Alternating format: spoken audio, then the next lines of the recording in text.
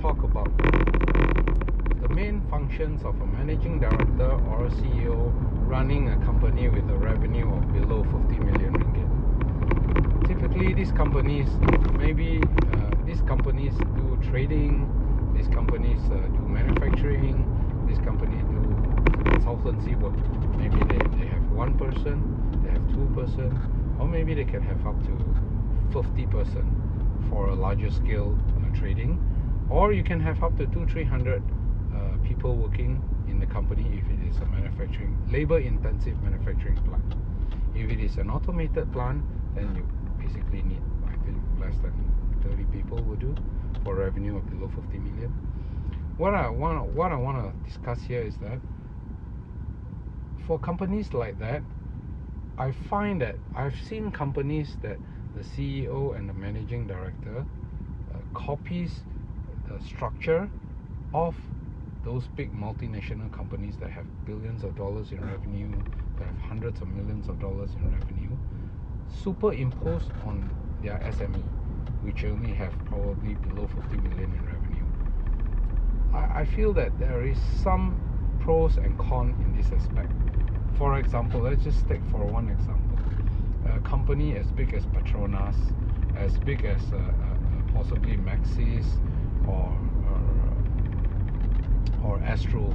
They have their board of directors, then they have their CEOs, they have their presidents, they have their management committees, they have their vice presidents to assist the presidents. All this company needs all these different functions and groups of people to spearhead troubleshooting, to spearhead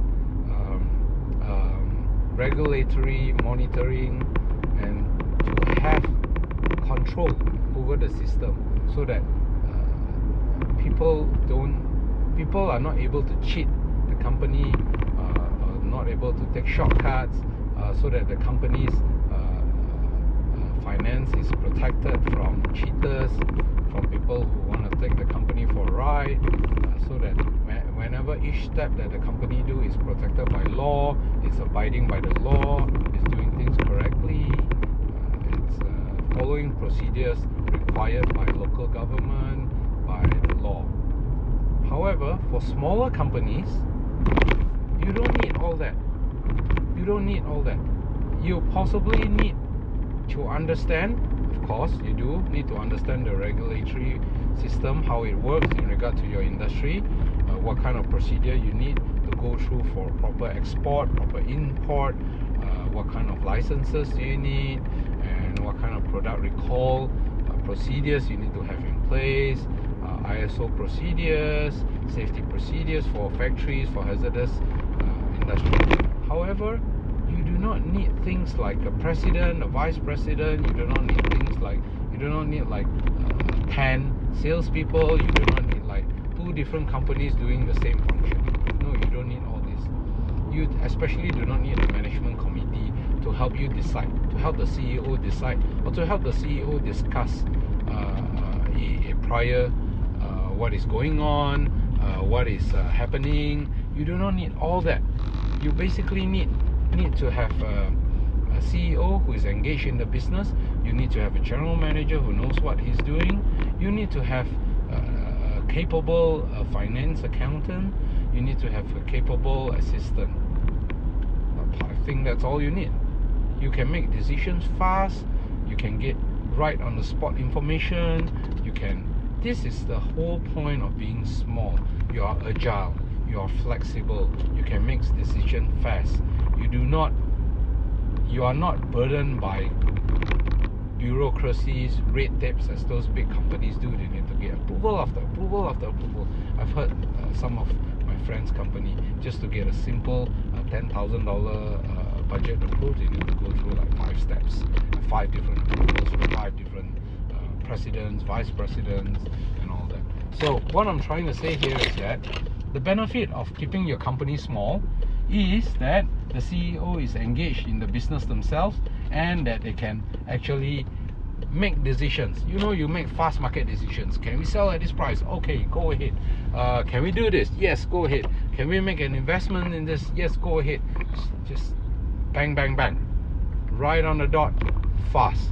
This is the benefit of having a SME. I want to say to everybody that please do not wear such a big hat if you do not have such a big head.